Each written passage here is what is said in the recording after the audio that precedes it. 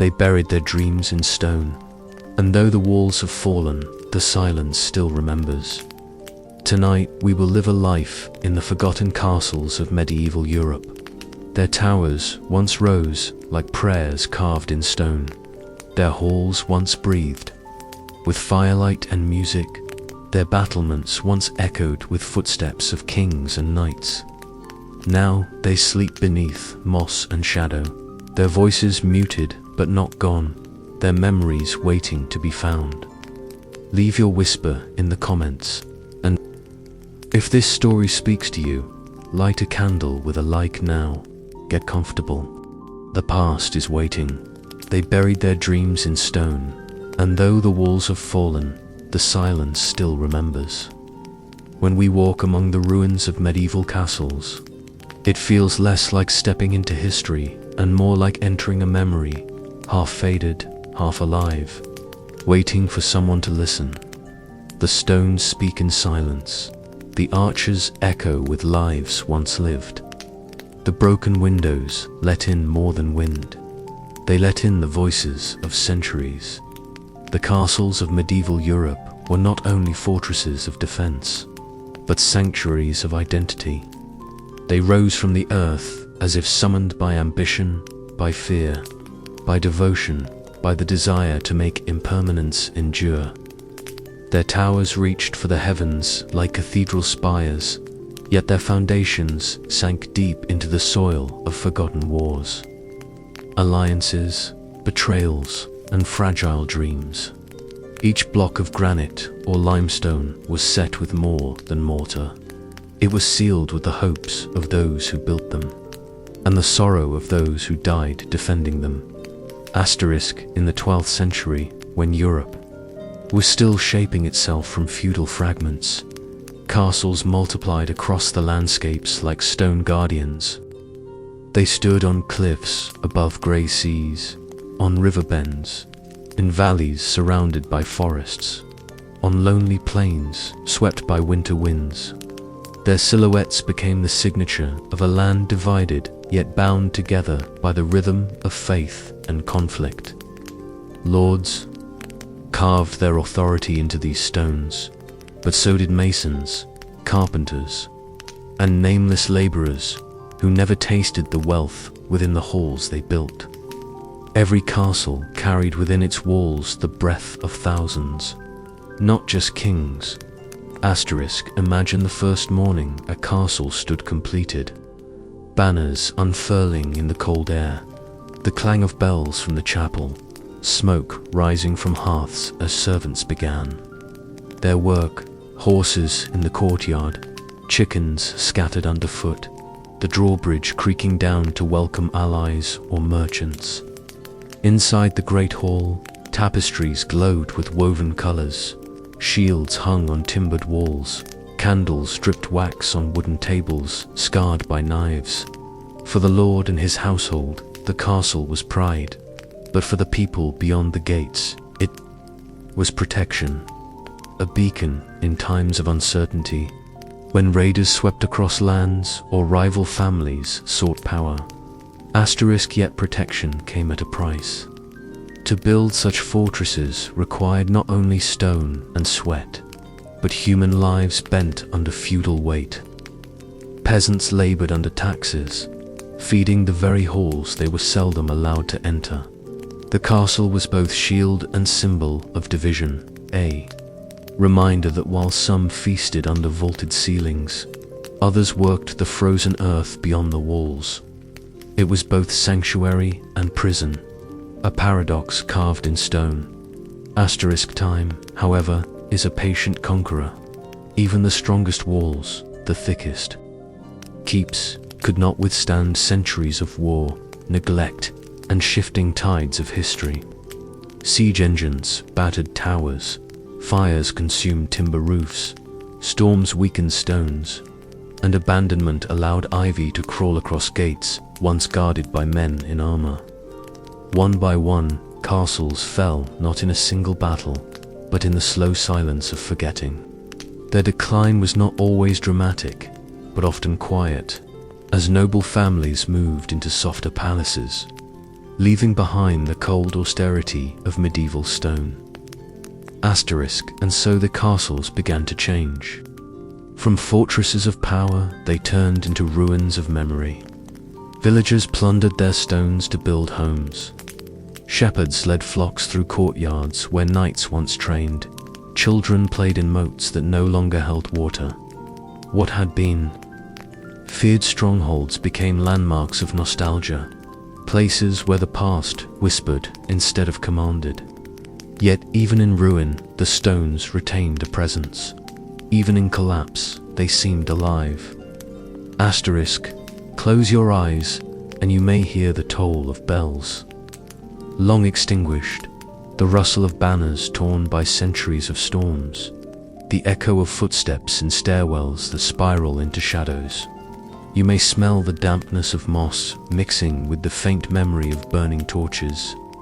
You may feel the weight of absence, for ruins do not simply decay, they mourn.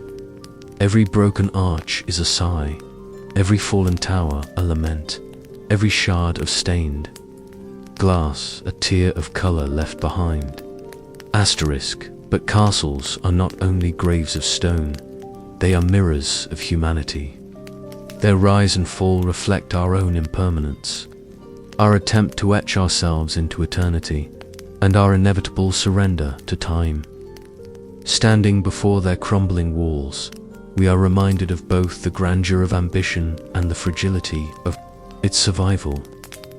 We are reminded that history is not only written in books, but in landscapes, in silence, in ruins that stare back at us like old eyes still watching. Asterisk, to wander a forgotten castle today is to step into two worlds at once. The present, where grass grows through cracks and ravens wheel above lonely towers, and the past, where knights polished armor, where queens walked through candlelit halls, where prayers echoed through chapels, and feasts resounded with laughter. Both exist together, woven into the same air, one visible, one invisible, yet neither gone. The stones keep both alive. Asterisk, this is why we must remember, not to glorify conquest, nor to romanticize feudal chains, but to hear the truth that still lingers in the ruins. The castles whisper that power fades, that pride crumbles, that all things built on stone or flesh must yield to time. Yet they also whisper that beauty endures, that memory persists, that silence itself can be a form of voice. Forgotten does not mean gone. Asterisk, as the sun sets behind a ruined tower, its silhouette bleeding into crimson skies, we realize the castles are not dead. They are guardians of memory, keepers of echoes, silent companions of centuries. They stand because we still need to look at them, because in their ruins we find not only their story, but our own. We too build towers of ambition. We too carve our names into fragile walls. We too hope to be remembered when the world has moved on. Asterisk, and so the first step into this journey is not to see castles as empty shells, but as living relics. Their stones, our bones, their halls our hearts, their towers our prayers still rising. To forget them would be to forget ourselves. Tonight, the past does not sleep. Tonight, the castles open their gates once more, not of iron and wood, but of memory and silence. The story of forgotten castles cannot be told without the soil that bore them, the earth that shaped their rise, and the sky that crowned their battlements. Medieval Europe was a continent in motion, torn by shifting borders, restless faith, and the quiet struggle of ordinary lives. Castles did not appear randomly. They grew where ambition met geography, where rivers offered lifelines, where hills provided advantage, where trade routes crossed like veins through the body of the land. Each fortress was a seed of control, a mark of presence, an anchor in the storm of history. In France, the Loire Valley bloomed with chateaux whose towers gleamed above rolling vineyards, their elegance softening what once had been military austerity. In the Scottish Highlands, grim fortresses rose above lochs, their stones dark against mist and rain, watching waters that mirrored their silence. Along the Rhine in Germany, castles clung to cliffs like defiant scars, their turrets sharp against grey skies, guarding trade that flowed beneath them. Spain bore castles upon dusty plains, weathered by sun, their battlements etched with Moorish influence. And in Eastern Europe, fortresses stretched like silent walls of defiance, against invasions that swept across plains without end. Every castle reflected its land. The limestone blocks of England carried the pale hue of chalk cliffs. The volcanic stones of Hungary bore the dark memory of fire beneath the earth. The timbered roofs of Bohemia leaned heavy under snow, while the sun-baked walls of southern fortresses glowed like embers under the Mediterranean sun. Geography wrote its language into each stronghold, and time turned them into dialects of memory. But beyond land, beyond stone, there was the pulse of fear and faith. The 11th and 12th centuries were marked by insecurity, not peace. Europe was a quilt stitched by feudal lords, each holding fragments of land under the shadow of greater powers. Castles became both sword and shield in this endless balancing act. A lord who built higher walls claimed not only protection, but legitimacy. A tower was not just defense, it was a message written in stone, declaring power to rivals and loyalty to kings. Inside, life was layered like the stones themselves. The great hall pulsed with ritual, with feasts and councils, with the slow rhythm of daily bread broken under the gaze of banners. Kitchens roared with smoke and labor, servants sweating as they turned spits of meat, stirred cauldrons, baked bread in ovens whose warmth contrasted with the cold stone. Chapels glowed with candlelight, where monks or priests whispered prayers that climbed like smoke into vaulted ceilings. Chambers smelled of wax, furs, and dampness. Walls hung with cloth to soften the chill. Floors scattered with rushes that crackled underfoot.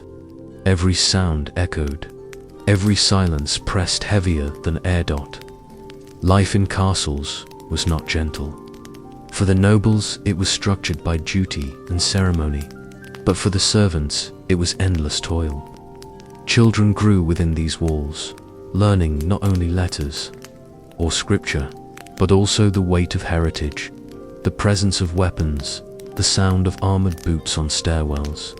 Women embroidered tapestries that told stories of conquest or devotion, their threads binding color to cloth just as lives were bound to expectation.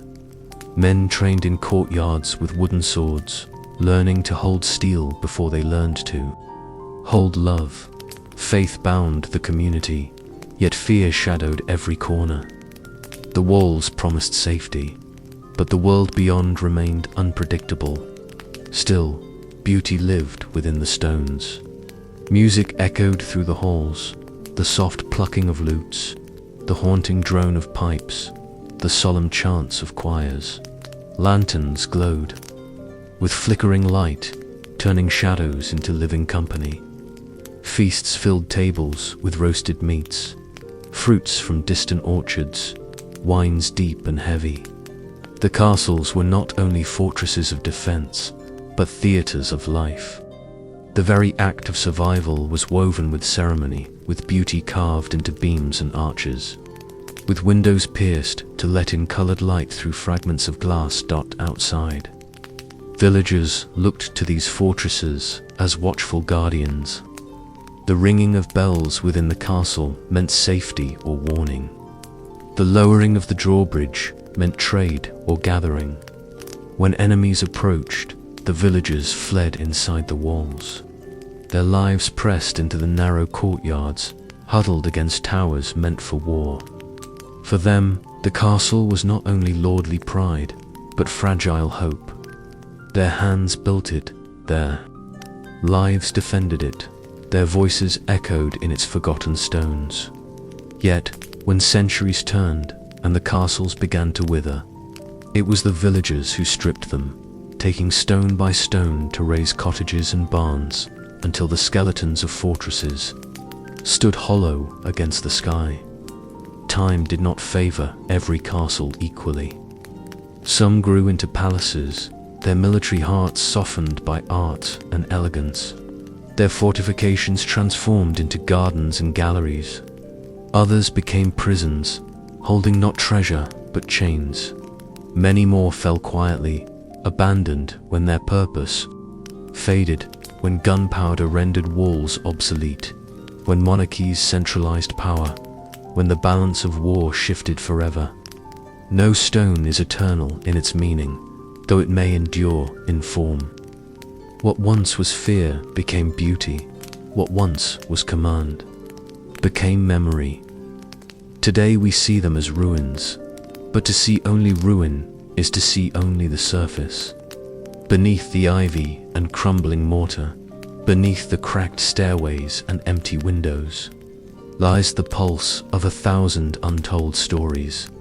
Lovers who met in hidden corridors, betrayals whispered in candlelit chambers, prayers spoken by trembling lips before battle, tears shed in silence for sons who never returned. The castles hold all of it, compressed into the weight of silence. The longer we listen, the louder it becomes. For when we look at these stones, we are not only looking back, we are looking inward. The castles are not simply relics of a medieval world, they are reflections of ourselves. Our desire for permanence, our fear of loss, our hunger for safety, our longing for beauty even in the harshest conditions. The forgotten castles remind us that history is not dead, but waiting, and that the silence of stone may speak more truth than the words of chronicles. As the moonlight falls upon a ruined keep, turning broken walls into silver outlines, we feel it again, that sacred breath of continuity.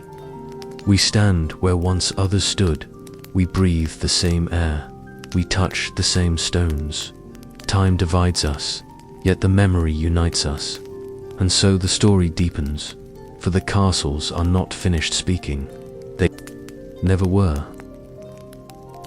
The heart of a castle was not only its stone, but the life it sheltered, the rhythm of its days and nights, the way time itself moved within its walls. At dawn, the castle stirred before the world beyond awoke.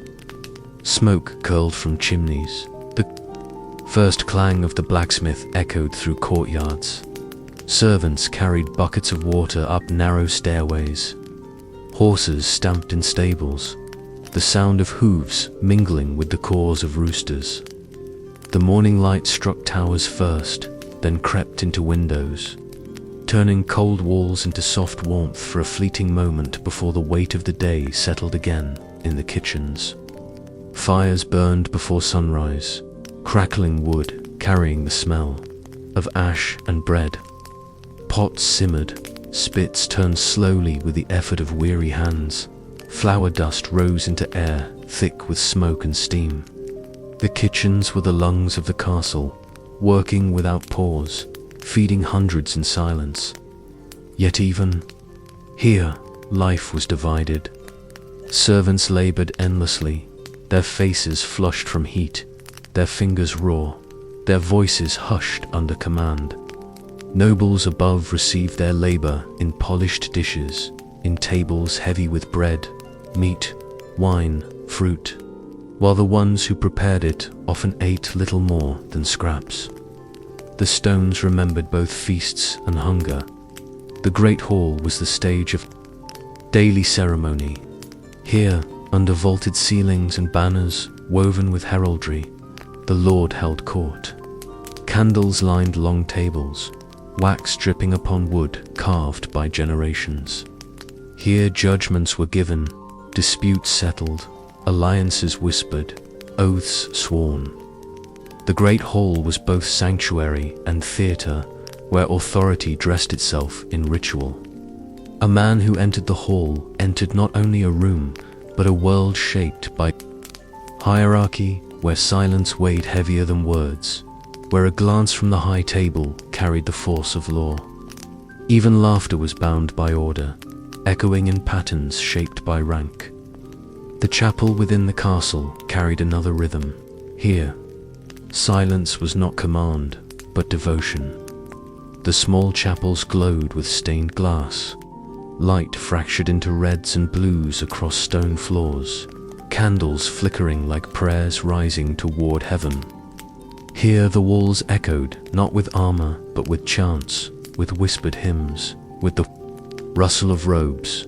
Faith bound the castle as tightly as stone, for every hall was built under the shadow of eternity.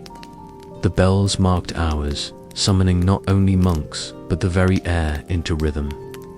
Even the forgotten stones of ruins still carry that sound, as though bells once rung cannot ever fully fall silent. Life in the castle was also a life of waiting. Waiting for news of war, for word from allies, for the return of sons sent to fight, for seasons to change, for harvests to survive. Women spun wool, embroidered scenes of battles they had not seen, or saints they prayed would guard their homes. Children grew under the eyes of tutors, scribes, priests, learning both letters and lineage. For, in castles, heritage was as heavy as armor. Pages carried messages, polished armor, fetched water for knights, dreaming of the day they would climb the spiral of duty to stand in armor themselves. Days were long, yet lives passed quickly, measured not in years but in duties fulfilled, in legacies carved. The architecture itself shaped the rhythm of existence. Spiral staircases wound upward in tight coils, forcing defenders to ascend slowly, always exposed to the right-handed swords of men above. Arrow slits pierced walls, letting in narrow shafts of light, turning sun into sharp blades that cut through the gloom. Towers rose into sky, their heights commanding the land, but inside their chambers were narrow, dark, filled with draughts.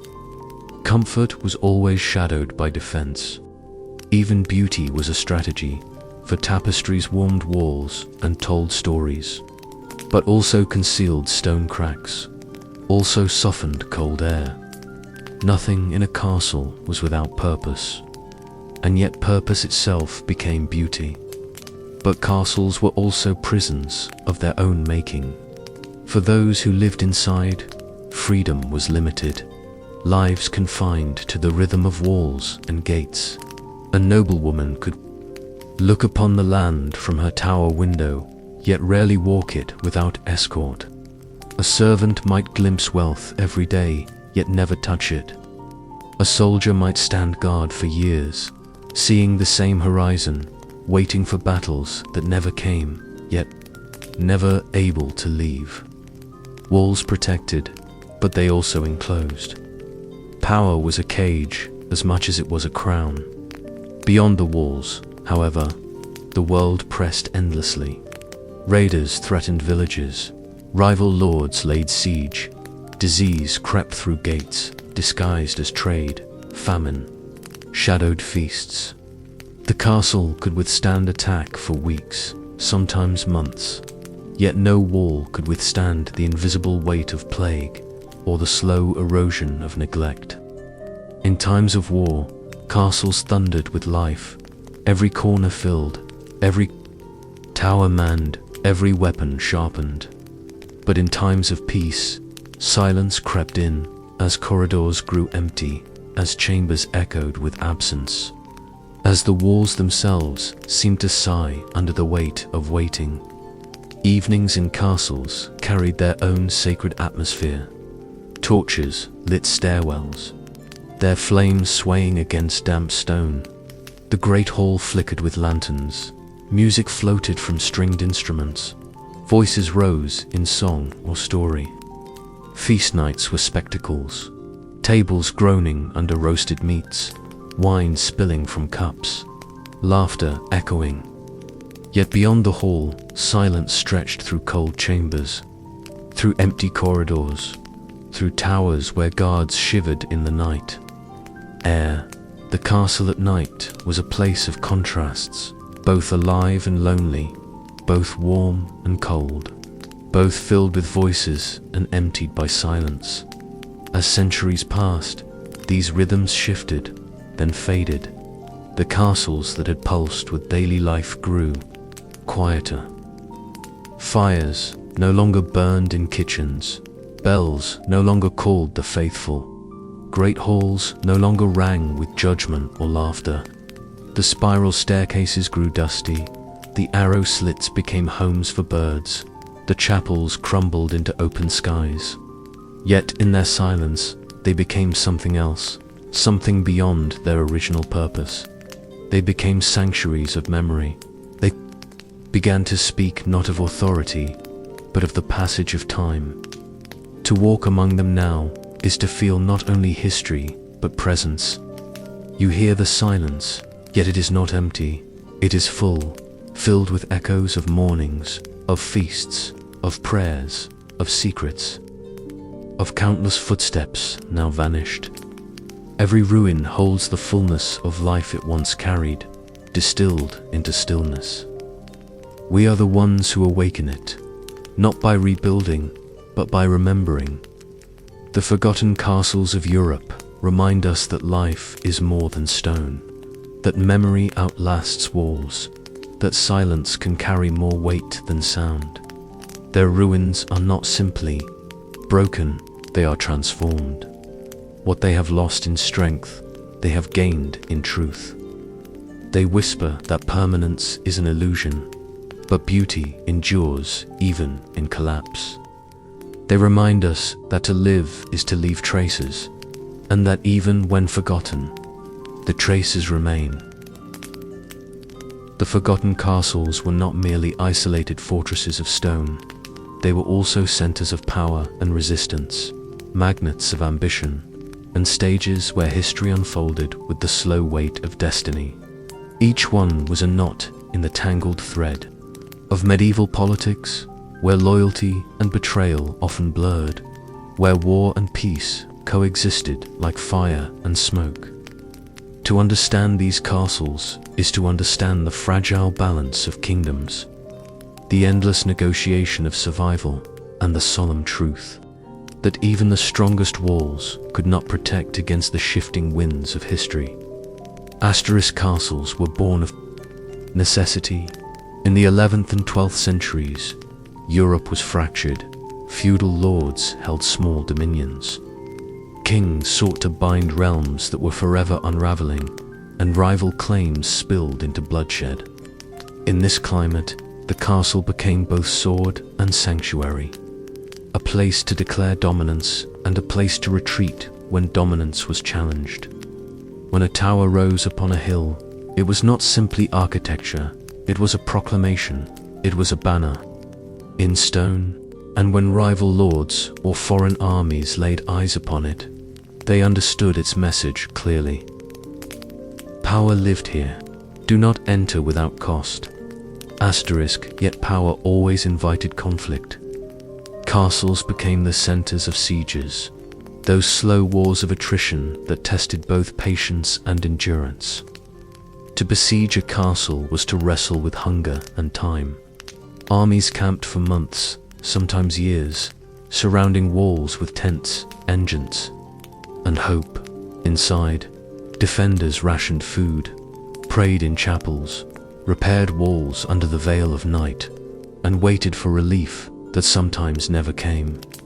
Stones cracked under catapult fire, towers collapsed under flame, moats filled with bodies, rather than water. The walls themselves bore scars of war, chipped by arrows, blackened by fire, carved by desperation. Asterisk, and yet, despite these scars, castles endured. Many were rebuilt, stone upon stone, rising again from ruin. Each reconstruction added new layers, blending styles, blending centuries.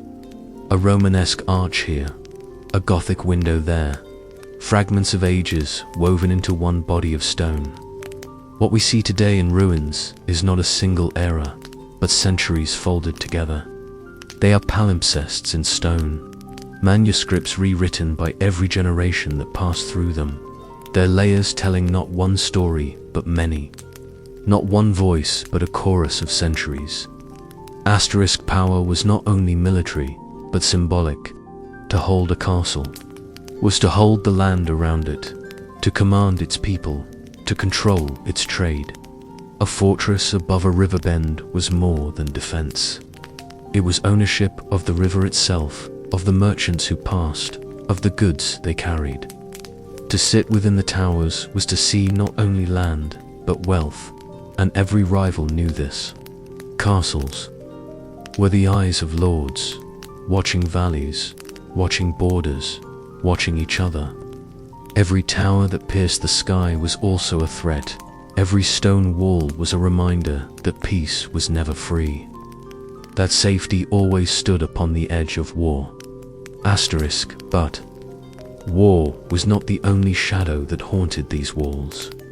Politics and inheritance often brought ruin from within.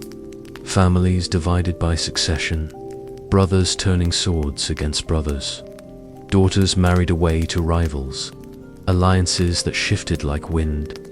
Castles that once stood as symbols of unity became prisons of rivalry. Betrayals unfolded in candlelit halls, poison mixed into wine, daggers unsheathed under banners that once promised loyalty. The stones witnessed not only external wars, but internal fractures. The human ambition was often sharper than any blade of steel. Asterisk, the Crusades carried this struggle beyond Europe. Knights departed from their fortresses, banners raised, crosses stitched to tunics, seeking holy lands across seas. Some castles were emptied of their men, their halls echoing with absence, their chapels filled with prayers for distant victories. Others grew stronger from the wealth that returned, gold and relics flowing into their treasuries. Castles were touched by faraway lands, their architecture carrying echoes of Eastern influence, their stories marked by journeys across deserts and oceans. In their ruins today, one can still sense that strange blending, that reaching beyond their walls into a wider world.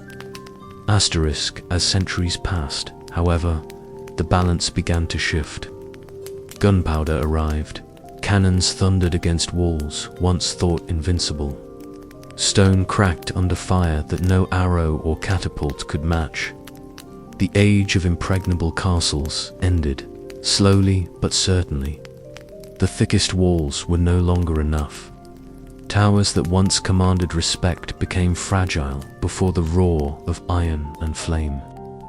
Nobles abandoned their keeps for palaces, comfort replacing defense, elegance replacing severity. Castles became relics even while they still stood, their purpose eroded by invention, their power dissolved by change. Asterisk, and so neglect began. Grass grew in courtyards once filled with soldiers. Birds nested in arrow slits once bristling with archers. Roofs collapsed, beams rotted, chapels crumbled under open sky. Villagers dismantled walls for stone. Kings ignored fortresses that no longer guarded anything. Some castles became prisons, others granaries, some simply forgotten, left to stand as silhouettes against the horizon. Forgotten, but never entirely silent. Asterisk, for even as their purpose ended, their presence deepened. They became landscapes of memory. Painters captured their ruins against stormy skies.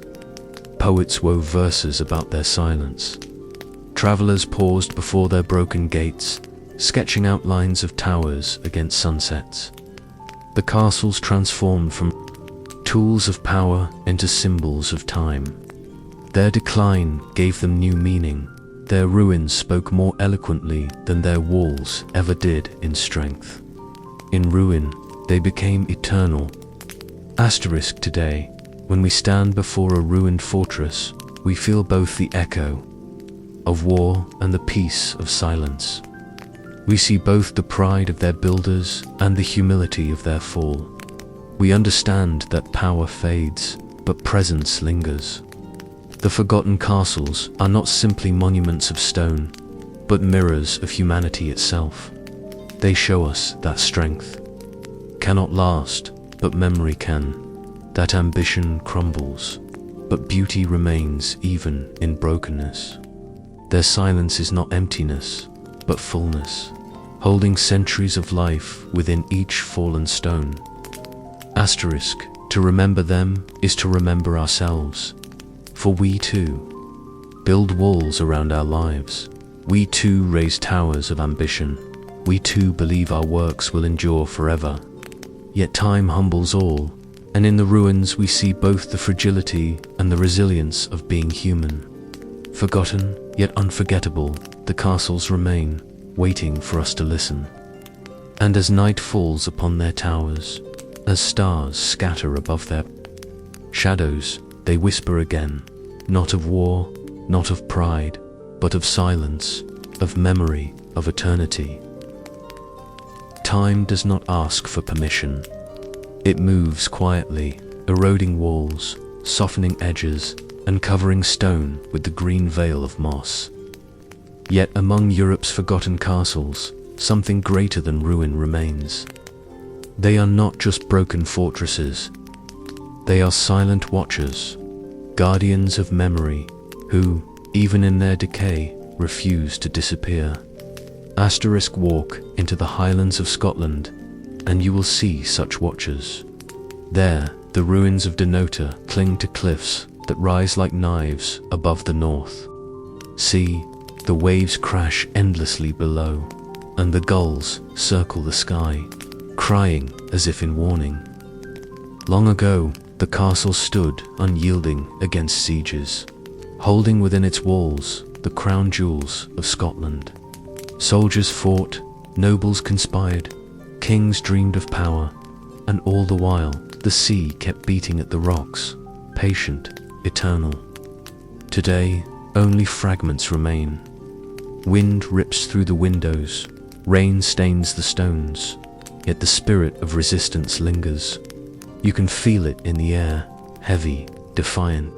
It whispers, even now we endured. Asterisk, further south. In the vineyards of France, Chateau de Montségur rests upon its lonely peak. It is more than ruin, it is a scar. Here, during the Albigensian Crusade, men and women of the Cathar faith chose death over submission. Surrounded, starved, and betrayed, they marched into fire rather than kneel. The castle itself crumbled with them, stone by stone, but what endured was their unshakable belief.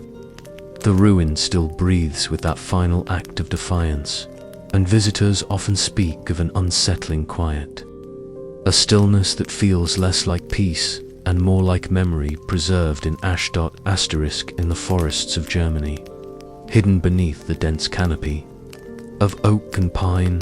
Wartburg and countless lesser-known fortresses once stood as the bones of empire. Some, like Wartburg, still stand proud, restored to glory. Others, nameless and forgotten, lie deep within the trees, swallowed by roots and earth. Walk there, and you will stumble across fragments, a staircase that climbs to nowhere, a wall blackened by fire, a doorway leading into silence. The forest has claimed them, but not erased them. They wait, patient as stone, guarding secrets no one alive remembers. Asterisk, and then there are the border castles, scattered like broken teeth along the lines that once divided kingdoms. In Wales, crumbling towers watch valleys where sheep now graze. In Eastern Europe, bastions stand as hollow shells, staring across rivers that once carried armies. they are more than ruins. They are monuments to conflict, to the endless human. Hunger for land and safety, for pride and power. Yet, among the silence, there is something deeply human. Because every forgotten castle, no matter how broken, carries more than history.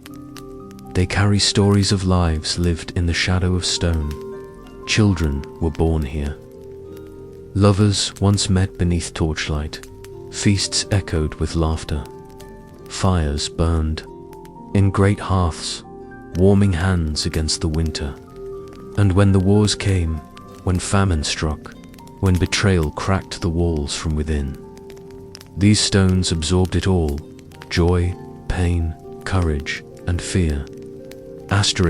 Close your eyes and stand within a ruin, and you will feel it. The stones are cold, but the air is not empty. There is a weight that cannot be seen, only felt. A sense that these places, though abandoned, are still alive. Not with ghosts, not with curses, but with memory itself. The forgotten castles of Europe remind us of something we rarely wish to face. That everything we build, no matter how strong, will one day crumble.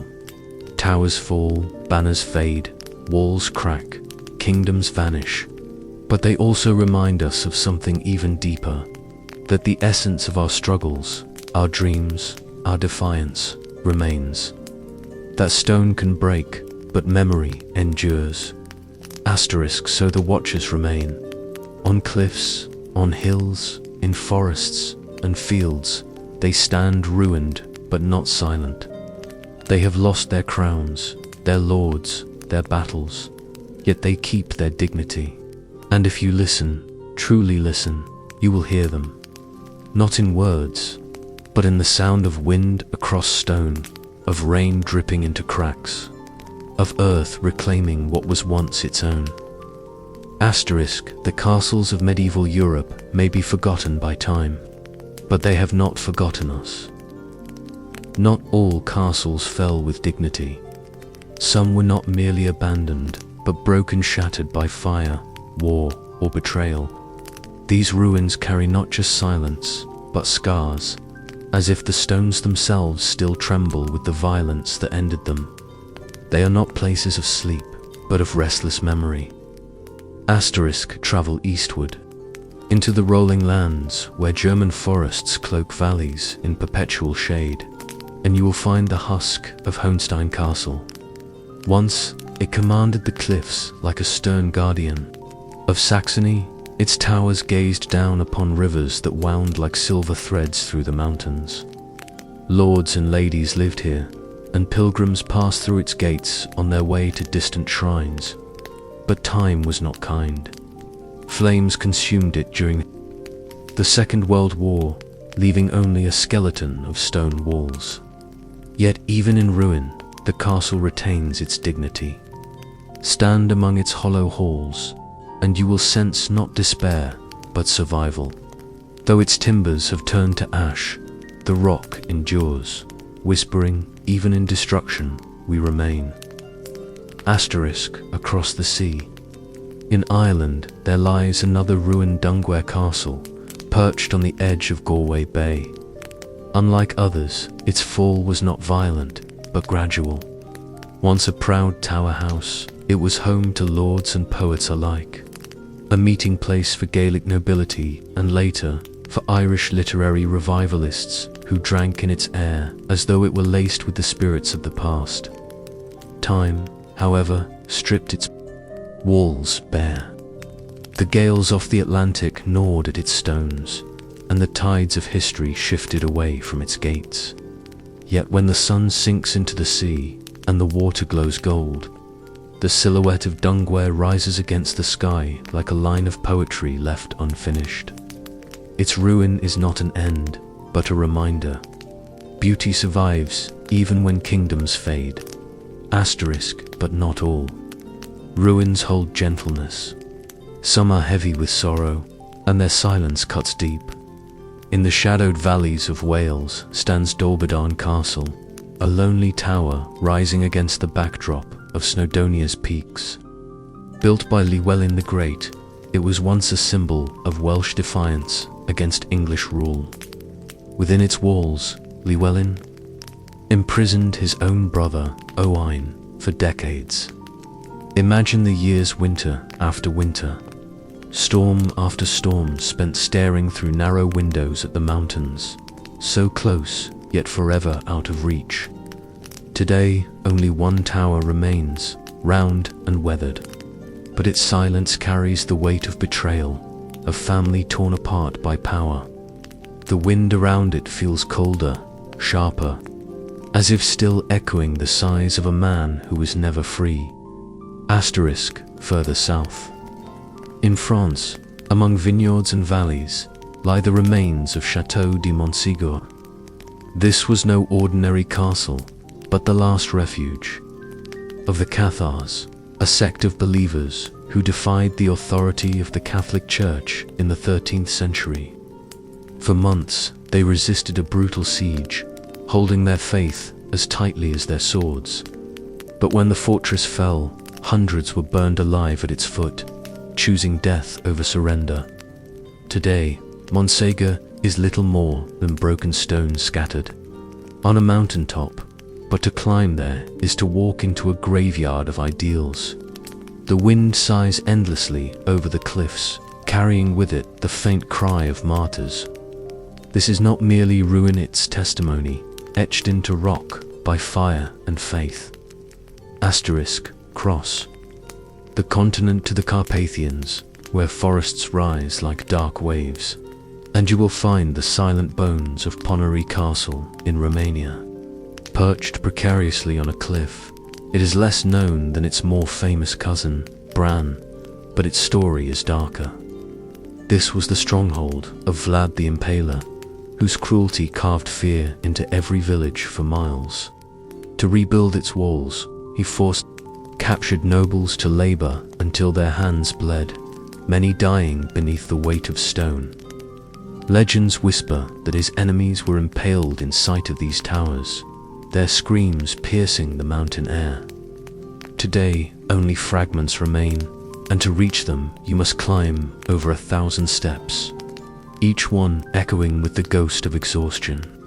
Yet, when you stand there, breathless, the landscape unfurls in all directions, mountains, rivers, endless sky, and you understand why he chose this place. It was not just a fortress, but a throne above the world, built on fear and endurance. Asterisk some ruins, however, do not terrify or grieve, but puzzle. In the Czech lands stands the enigmatic Hauska Castle. Legends claim it was built over a gateway to hell itself. Stories tell of winged beasts, of prisoners lowered into bottomless pits who emerged screaming of horrors no man should see. Rational historians will tell you these are only myths, yet when you stand before its windows strange, many of them opening into solid walls, you sense an unease that reason cannot explain. Why build windows that face nothing? Why guard a pit so fiercely? The ruin does not answer. It only watches, waiting as though keeping a secret. Asterisk in these broken castles, you see the many ways a kingdom dies. Some end with fire, others with slow neglect. Some crumble into beauty, others fester into legend. Yet, in every stone, in every tower half swallowed by ivy, the past remains alive. Not whole, not untouched, but alive. These ruins remind us that nothing built by human hands escapes time, but everything leaves a trace. Asterisk, and perhaps, in the end, that is the purpose of ruins. They are not failures, but bridges.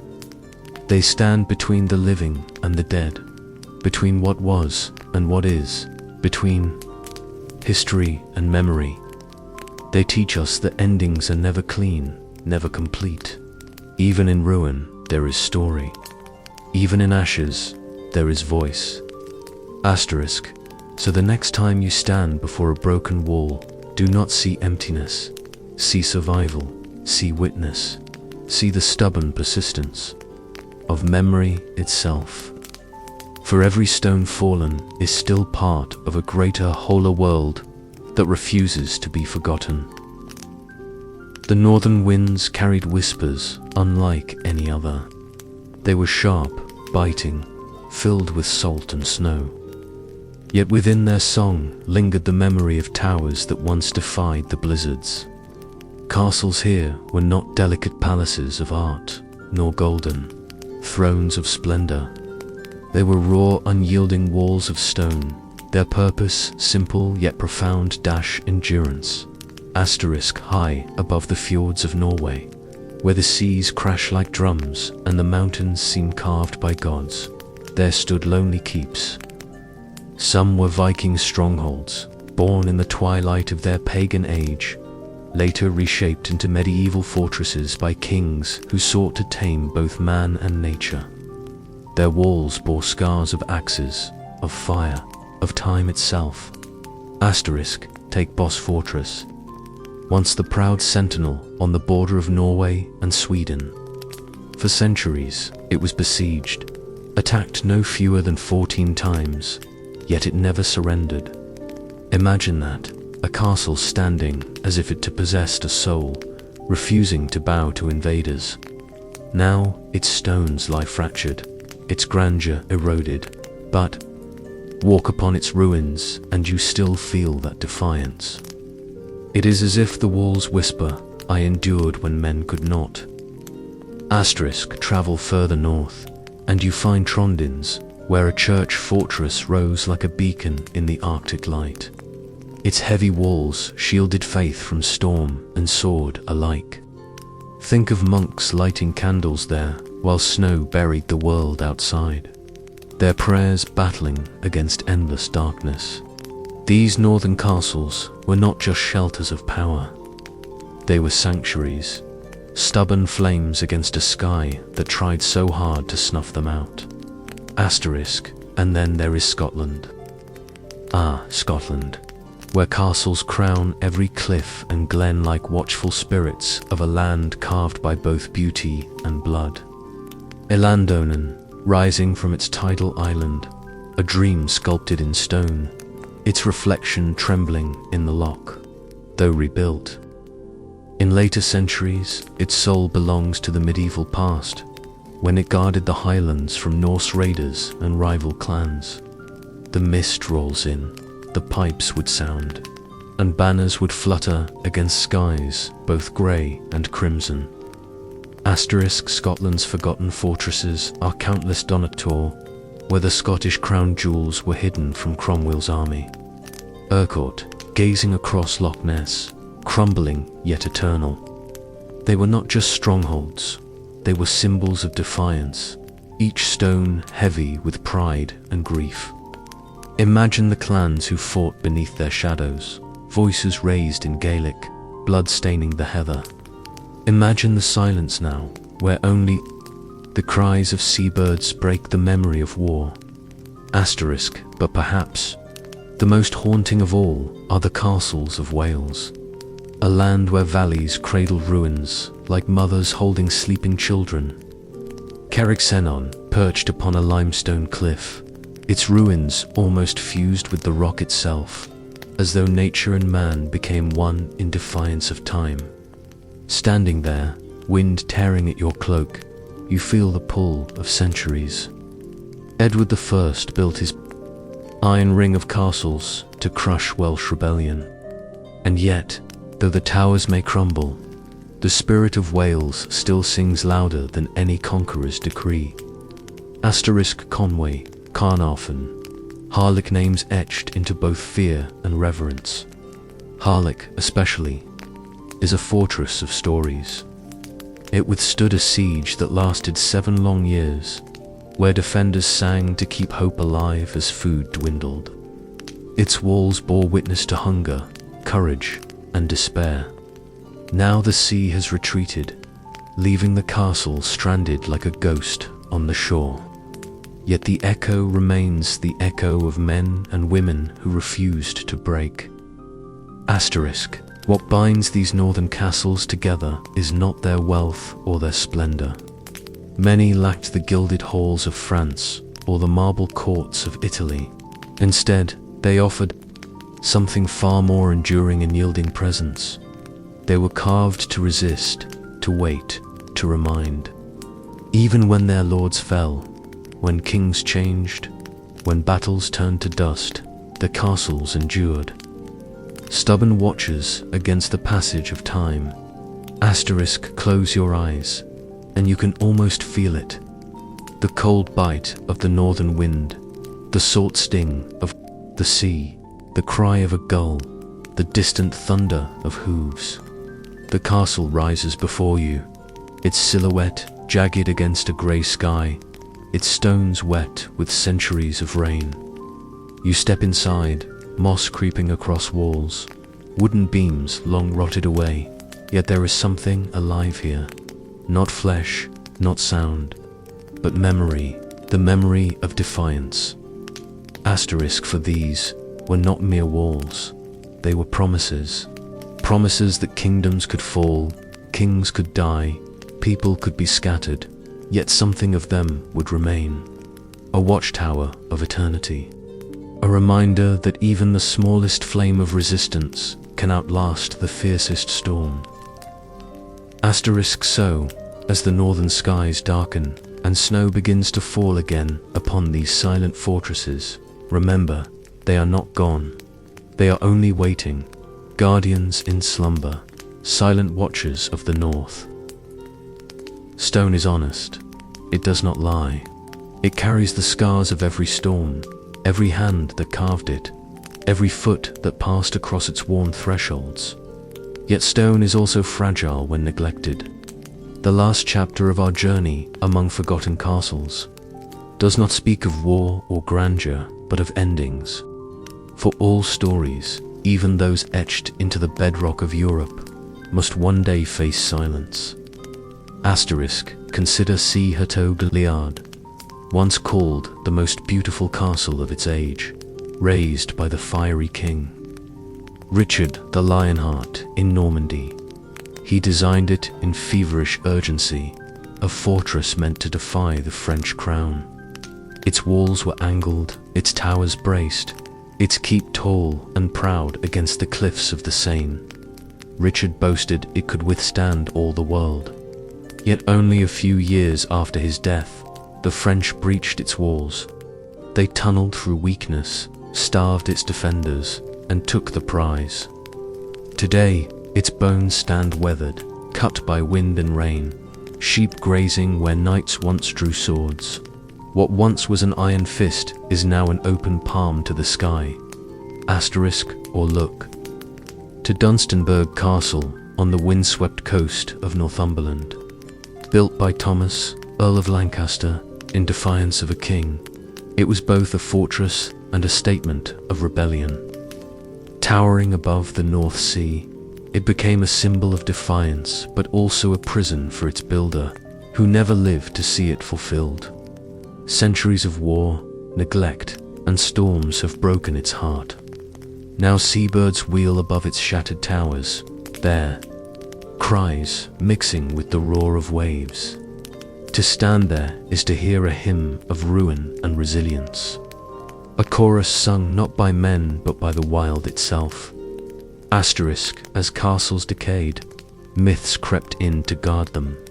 Locals whispered that hidden tunnels still ran beneath their ruins, that treasures of kings lay buried beneath collapsed halls, that spirits lingered where banners once flew. Ghost stories filled the gaps history could not. At Chillingham in England, whispers of the blue boy drifting through its ruins kept alive a legend stronger than mortar. In Germany's Burg Frankenstein, tales of alchemy, forbidden knowledge, and restless spirits clung to its towers long after armies had abandoned it. The more the stones crumbled, the more the imagination built them up. Forgotten castles became theatres of memory and myth. Asterisk. But ruin is not always the end. Some castles, left to crumble, have been rescued by hands centuries later. Carcassonne in France, once a decayed shell, was rebuilt in the 19th century by the architect Viollet-le-Duc, its walls given back their majesty. In Scotland, Stirling Castle rose from disrepair into a national symbol. Across Europe, ruins have been lifted, patched, reimagined, because people could not bear to lose the echoes completely. Yet others remain untouched, preserved only by the earth's embrace. Ivy covers them, owls nest in them, time reclaims them. Asterisk, there is a haunting beauty in that surrender. To walk through a forgotten castle is not to mourn what is gone, but to feel what still lingers. The touch of a mason's chisel, the shadow of a queen's gown brushing across a stair, the echo of hooves in a silent courtyard. They remain just beyond sight, waiting in the imagination. Asterisk, and perhaps that is their true gift. For castles were never just fortresses. They were mirrors of human ambition, pride, fear, and longing. Their rise told of power, their fall told of impermanence. They remind us that no wall, however high, keeps out time. No throne, however mighty, outlives the grass that will grow over it. Asterisk, as we leave them now, let us not think of them as ruins, but as storytellers. Silent, yes, but not voiceless. They speak in wind, in stone, in shadow. They tell us of the people who dreamed too greatly, fought too fiercely, or built too proudly. They tell us that glory fades, but memory endures. Asterisk, the forgotten castles of medieval Europe are not lost. They live whenever a traveler pauses before their broken arches, whenever a poet pens a line about their silence, whenever someone like you listens to their story in the hush of night. Their towers may have fallen, but their voices, those linger still, waiting for anyone willing to hear. Not every ruin fades quietly. Some castles, though stripped of banners, scarred by storms, and abandoned by lords, have refused to die. They endure not only in stone but in spirit, clinging to the edges of cliffs, forests, and valleys, as if defying both time and the indifference of men. In their broken towers, one senses a fierce resolve, as though the stones themselves have chosen survival. Asterisk, take Eltz Castle in Germany, rising between the green hills of the Moselle Valley. Unlike many of its kin, it never fell to enemy fire nor was fully abandoned. For over 8 centuries, the same family has lived within its walls. Generations of knights, nobles, and quiet caretakers have passed through its wooden doors, keeping alive the pulse of continuity. Its survival is not by strength of arms alone, but by cunning diplomacy, while other fortresses bled under cannon, fire, or were reduced to ash. Eltz aligned itself with the tides of history, bending where others broke. When you walk its winding staircases and peer out over the misty forests, you feel a miracle that a medieval dream can still breathe in the 21st century. Asterisk, yet survival does not always mean prosperity. Consider the haunting silhouette of Hauska Castle in the Czech Republic. It was never built for kings, never designed to host banquets or armies. Its purpose was stranger. Legends whisper it was raised over a gaping pit said to be a gateway to hell. Thick walls, false windows, and eerily empty halls still testify to its enigmatic origin. Even abandoned for long stretches, Hauska could not be forgotten. Locals spoke of winged creatures rising from the pit, of prisoners thrown into the darkness only to emerge shattered in mind. And so, though storms cracked its stones and ivy clawed its towers, the castle endured, fed not by power or blood, but by fear. Its survival is not architectural, but spiritual, clinging to the minds of all who hear its tale. Asterisk in the Highlands of Scotland, where fog rolls like restless ghosts, stand the ruins of Dunnottar Castle. Perched upon a sheer cliff, battered by waves, Dunnottar was fortress, prison, and sanctuary all at once. It was here that the Scottish crown jewels were hidden from Oliver Cromwell's armies. It was here that prisoners of conscience languished, in darkness, their cries mingling with the roar of the sea. Though much of it lies in ruin, battered by centuries of salt wind, Dunnottar refuses to vanish. The sea gnaws at its edges, yet it clings defiantly to the cliff, as though daring both man and nature to dislodge it. Even broken, it holds a dignity more powerful than polished palaces. Asterisk in France, Montségur stands as a wound carved into a mountain. Once the final stronghold of the Cathars, a religious sect condemned by the Catholic Church, it became the stage for one of history's most tragic endings. When it fell in 1244, more than 200 Cathar believers chose fire over forced conversion, walking calmly into the flames. The castle itself, battered and besieged, was left to crumble, yet the spirit of defiance remained. Today, its shattered stones are a pilgrimage site, not for conquest, but for memory. The mountain wind carries whispers of courage and loss, reminding us that sometimes survival means not living in stone, but living in story. Asterisk. Then there is Neuschwanstein.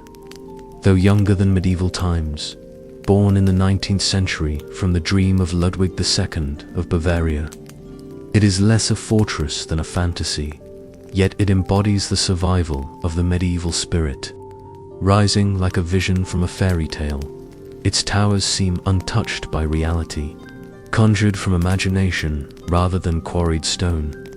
Critics once mocked it as folly, but it has endured more strongly than most true castles, drawing millions each year. In Neuschwanstein, one sees the strange truth that sometimes the dream of a castle is stronger than the castle itself. Asterisk. What unites these survivors is not merely stone, it is will. Some survive through politics, others through fear, others through tragedy, and some through beauty.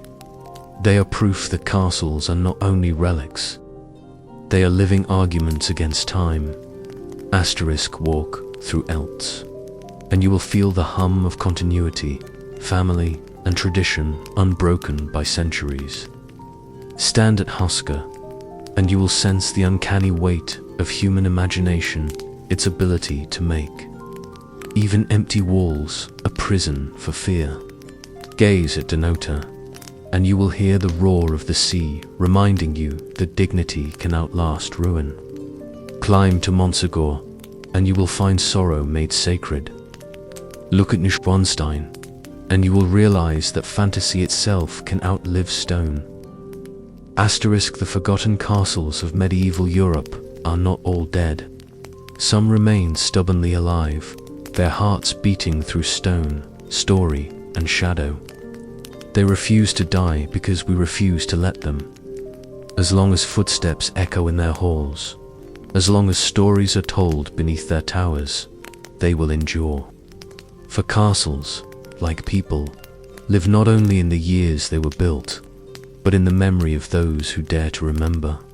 Asterisk. And so, when the wind howls through a broken archway, when ivy strangles a tower yet cannot bring it down, when tourists cross wooden bridges that once bore knights in armor novice, the castles are still watching. They have seen kingdoms rise and fall, armies march and vanish, dreams burn and be rebuilt. And they are still here, whispering in the stone, we are not forgotten. Not yet. The journey of forgotten castles does not end with ruin, nor does it fade with silence. It lingers like breath caught between centuries, like a prayer whispered in an empty chapel. These fortresses, once radiant with banners and the voices of kings, now lie broken, yet within their decay lives a kind of immortality. For every stone is a memory, and every shadow is a keeper of truth. Asterisk, we began among soaring towers, the bastions of noble pride, where knights sharpened swords beneath the gaze of watchful battlements. We walked through halls where feasts once roared with laughter, where goblets of silver struck wood as songs of triumph spilled into the night. And we felt the weight of silence when those halls collapsed into dust, when ivy climbed like fingers over what men once swore would last forever. Asterisk, but now, standing in the twilight of this story, one truth emerges above all others. Castles were not merely walls. They were promises, born of fear, born of hope, born of the dream that humanity could hold against time itself. They rose against enemies, yes, but also against forgetting. They were mankind's defiance against the inevitable erosion of years. Asterisk, think of the builders. Imagine the sweat on their brows, the ache in their hands as they lifted stone upon stone, believing that what they built would outlast them. And in many ways, it has. For though their walls lie cracked, their voices remain. The stones still speak. They murmur when the wind passes through a broken window. They whisper when rain falls against abandoned towers. They sing when the moonlight touches shattered battlements like a blessing. Asterisk, the forgotten castles remind us that greatness is not measured by permanence. Even in ruin, they inspire awe. Even in silence, they echo with stories. Even in loss, they stand not whole, but enduring. Asterisk, and so, as we walk away from these shadows of medieval Europe, we carry with us the lessons they leave. The first is humility, that nothing, no matter how mighty, escapes the hands of time. The second is resilience, that even in collapse, there can be beauty. And the third is remembrance, that our own lives, fleeting as they are, may yet leave echoes for those who come after. Asterisk, picture it now. A lone traveler, centuries from today, stumbling upon what remains of our world. Perhaps they will see only fragments of steel, glass, and concrete, overtaken by vines. Yet perhaps they will feel what we feel standing before the castle's wonder. Sorrow and reverence. Perhaps they will know that we too dreamed, that we too built, that we too lived. Asterisk, the forgotten castles of medieval Europe are not just relics. They are mirrors. They reflect our fears, our desires, our fragile mortality. They remind us that all empires fall, but in their fall, they still teach. They still move us. They still remind us of what it means to be human. Asterisk, and so, as the final torchlight fades upon these ancient stones, I leave you with this. Walk softly through the ruins of the past. Listen closely, for even now, the walls are speaking. And if you are still enough, if your heart is open, you may hear them say, "We were here, we mattered, and so will you." Asterisk, and so, our journey through the forgotten castles of medieval Europe comes to an end. If your soul longs for more journeys into history's shadows, take my hand and subscribe, for the past is never truly gone, it only waits for someone to listen. In our next voyage, we will step into the age of vanished empires, another chapter, carved into the stones of time.